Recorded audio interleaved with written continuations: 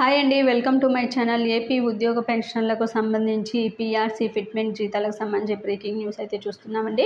పూర్తి వివరాలు వీడియోలో తెలుసుకుందాం. మీరైతే వీడియోని ఎక్కడక్కడ స్కిప్ చేయకుండా ఎండ్ వరకు అయితే చూసేయండి. వీడియో నచ్చినట్లయితే తప్పకుండా లైక్ చేయండి, షేర్ చేయండి. ముఖ్యంగా జగన్ పాలనలో రాష్ట్రంలోని ఒప్పంద పొరుగు సేవల ఉద్యోగులకి తీవ్ర అన్యాయం జరిగిందని చెప్పి AP JAC Amaravati chairman Bopparaju Venkateswarlu అయితే అన్నారండి.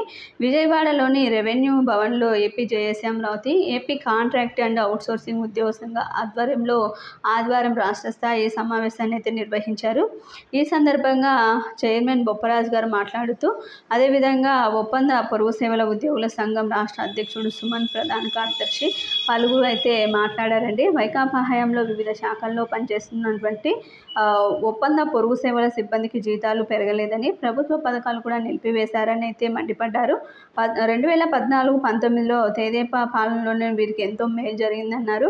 ఇంకా 10వ పీఆర్సీ కమిటీ సూచనల మేరకి అప్పట్లో చంద్రబాబు 50% మేర జీతాలను పెంచారనే విషయాన్ని తాము వైకాపా ప్రభుత్వం దృష్టికి తీసుకెళ్లినా కూడా ఎలాంటి ఉపయోగం లేదనైతే పోయిందన్నారు. 11వ పీఆర్సీ కమిటీ 30% మేర జీతాలు పెంచాలని కోరితే 23% మాత్రమే పెంచారని వాపోయారు. కనీసం సీనియారిటీ ప్రతిపాదికన ఇంక్రిమెంట్లు కూడా ఇవ్వలేదని అయితే అన్నారు. ఈ సమావేశంలో అన్ని జిల్లాల ప్రధాన అధ్యక్షులు, కార్యదర్శులు అయితే పాల్గొన్నారండి. ఇక ప్రతి చిన్న పొరపాటుకి తొలగింపు, సస్పెన్షన్తో పాటు ఇంక్రిమెంట్లలో కోత పెడుతూ వైకాపా ప్రభుత్వం ఆర్టీసీ ఉద్యోగుల్ని తీవ్ర ఇబ్బందులకి గురి చేస్తుందని అయితే చెప్పడం జరిగింది. నేషనల్ మజ్దూర్ యూనిటీ అసోసియేషన్ ఆవేదననైతే వ్యక్తం చేసిందండి. ముఖ్యంగా తెదేపా హయాంలో తీసుకువచ్చినటువంటి 1/19 సర్క్యులర్ని ఇప్పుడు యథాతథంగా అమలు చేయాలని చెప్పి రాష్ట్ర ప్రభుత్వానికి విజ్ఞప్తి చేసింది. ఈ సంఘం సెక్రటరీ కమిటీ ఆదివారం నిర్వహించినటువంటి సమావేశంలో పలు సమస్యలపై తీర్మానాలు అయితే చేసిందండి. ఉద్యోగులు రేయింబవళ్లు విధులు నిర్వహిస్తున్న కారణంగా తరచూ అనారోగ్య సమస్యలకు గురవుతున్నారు.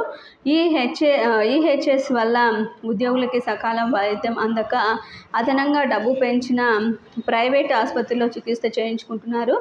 గతంలో మాదిరిగా అపరిమిత వైద్యాన్ని అందించాలి, పదవీ విరమణ చేసిన ఉద్యోగులకి పింఛన్లు ఇవ్వాలి, ఇతర సమస్యలన్నీ పరిష్కరించాలి అని అధ్యక్ష ప్రధాన కార్యదర్శులు రమణారెడ్డి, శ్రీనివాసరావు అయితే పేర్కొన్నారండి. ఈ విధంగా వారి సమస్యలన్నీ కూడా విన్నవించడం అయితే జరిగింది. ప్రభుత్వం వీటిపై సానుకూలంగానే ఉంది కాబట్టి తొందరలోనే వీరి సమస్యలన్నీ కూడా పరిష్కరిస్తారు.